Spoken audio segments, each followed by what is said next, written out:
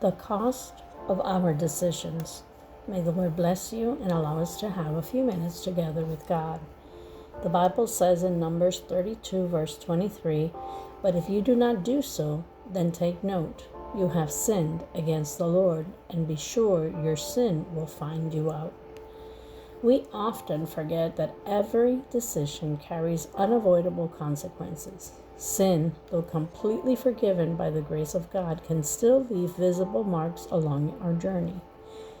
God's forgiveness is full of restorative, but it doesn't erase the natural outcome of our poor choices. Just as a wound may heal yet leaves a scar, our decisions often leave behind lasting effects. Sometimes we confuse God's perfect will with a permissive will. We assume that just because something works out, it must have been God's approval. But here's the truth.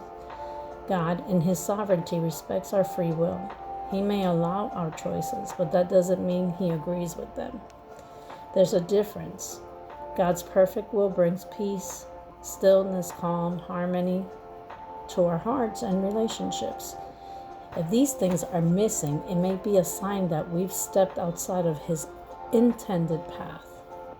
So ask yourself, how long have you lived with an unsettled heart and no inner peace?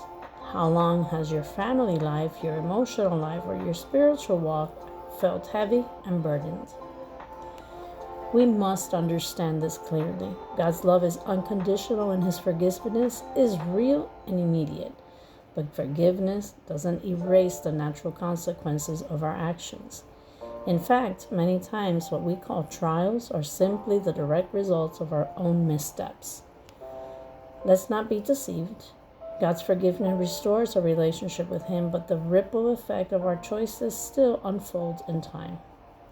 Recognizing this truth should not lead us to fear, but rather stir in us a deeper desire to pursue God's mercy, His holiness, and His love. Not because we fear the consequences, but because we love Him and we have come to understand the true cost of our decisions. I leave you with this promise in Galatians 6, verse 7. Do not be deceived. God is not mocked.